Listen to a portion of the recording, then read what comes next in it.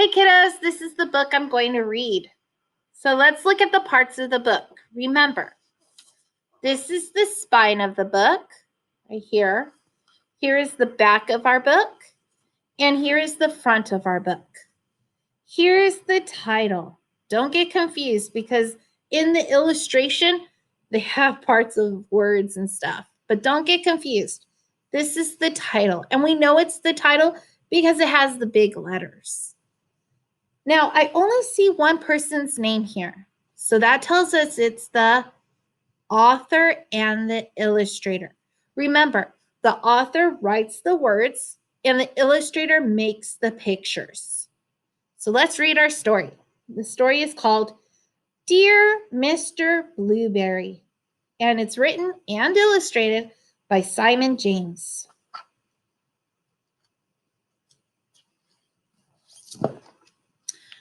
Dear Mr. Blueberry, I love whales very much, and I think I saw one in my pond today.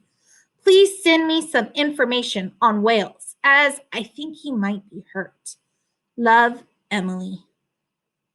So who wrote that letter, can you tell? I think you know, because remember we had an assignment where you had to write a message. And this message has who it's to, it has the body where the message is, and then it has who it's from. So if it's from this girl, then her name must be Emily. Now let's look at the illustration. Look at the whale. What? There's a whale in that fountain, in that pond? Are you kidding me? I don't know about this book. Dear Emily, here are some details about whales. I don't think you'll find that it was a whale that you saw because whales don't live in ponds, but in salt water. Yours sincerely, your teacher, Mr. Blueberry. Uh-oh. Do you think that's going to make Emily happy or not so happy? I think she's not going to be very happy. Look at this kid. Look at how he's just dumping cereal out. What in the world? Dear Mr. Blueberry, I am now putting salt into the pond every day before breakfast. And last night, I saw my whale smile. I think he is feeling better. Do you think he might be lost? Love, Emily. So why do you think she's putting salt in the pond? Remember what Mr. Blueberry said? Mr. Blueberry, who is her teacher, said that whales live in salt water. So I think she's adding salt to her pond water to make it salt water, but I don't think that's how it works. Dear Emily, please don't put any more salt in the pond. I'm sure your parents will not be pleased. I'm afraid that it can't be a whale in your pond because whales don't get lost. They always know where they are in the oceans. Yours sincerely, Mr. Blueberry. See the colors that the illustrator used? See how there's a lot of blue? Usually when you see blue, you feel cold or you feel kind of sad. So I think the illustrator's using those colors to show that Emily, she's kind of sad because Mr. Blueberry keeps saying that it's not a whale. Do you think she's going to believe him? I don't know. Let's see. Dear Mr. Blueberry, tonight I am very happy because I saw my whale jump up and spurt lots of water. He looked blue. Does this mean he might be a blue whale? Love, Emily. P.S. What can I feed him with? Look at that picture. What in the world?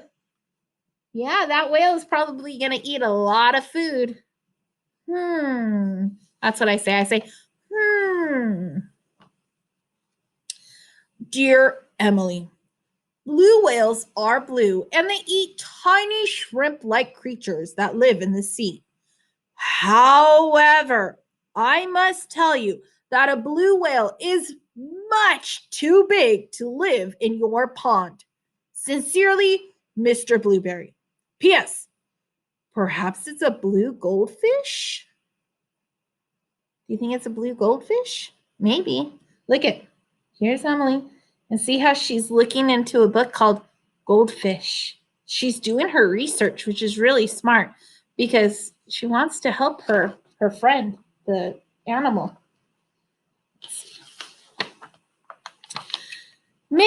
Dear Mr. Blueberry, last night I read your letter to my whale. Afterward, he let me stroke his head. It was very exciting.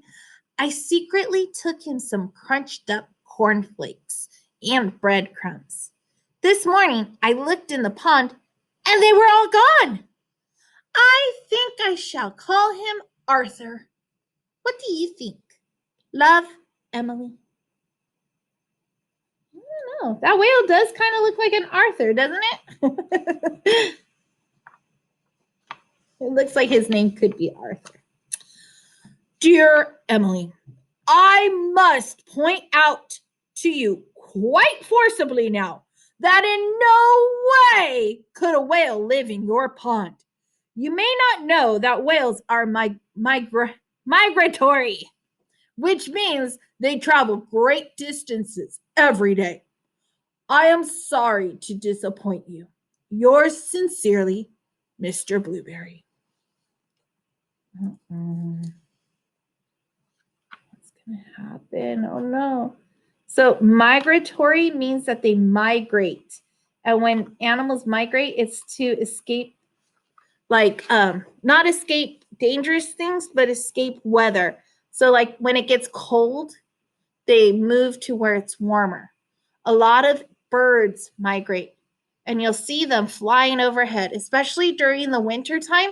We see a lot of birds in Imperial because it's a lot warmer in Imperial than it is in different parts of our state.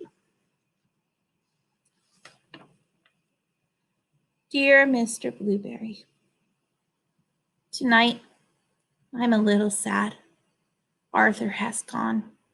I think your letter made sense to him, and he has decided to be migratory again. Love, Emily. Oh no, look at her pond. No whale. This is sad. Dear Emily, please don't be too sad. It really was impossible for a whale to live in your pond. Perhaps when you are older, you would like to sail the oceans, studying and protecting whales. Yours sincerely, Mr. Blueberry. That's a good idea. It sounds like she's very interested in them. Look at the picture of the whale. Look how she tucked in her little teddy bear. She seems like a very nice and kind girl. The kind of girl who would be a very good scientist for whales. Dear Mr. Blueberry, it's been the happiest day. I went to the beach, and you'll never guess, but I saw Arthur. I called to him, and he smiled, and I knew it was Arthur because he let me stroke his head. I gave him some of my sandwich. Oh my goodness, look it. Oh, yay, good. And then we said goodbye. I shouted that I loved him very much, and I hope you don't mind. I said you loved him too. Love, Emily and Arthur. Now, I don't know if you noticed, but in the last illustration and this one, do you see all the yellow that the illustrator chose to use? So, yellow can make a person feel warm, but it definitely makes you feel happier. It makes you think of happy thoughts. So I think that's why the illustrator chose to use yellow here and here, because Emily's so happy she got to see Arthur again. Do you think Mr. Blueberry is going to write back? I don't know. Let's see. Oh, the end.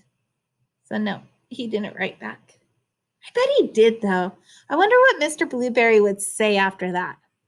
I think he would probably say that he doesn't mind that she said that he loved Arthur too. I think he might say how exciting it must have been that Emily got to see Arthur again and that she should pursue her, career in protecting whales since she's so good at it. I mean, even the whales like her. I think that's pretty cool. So I've got to tell you, this is one of my favorite stories. Oh my gosh, I love this story. It was a little bit scary the first time I read it because I thought it was going to end kind of sad, but it ends pretty happy. So I hope you like it too. Thank you for reading with me.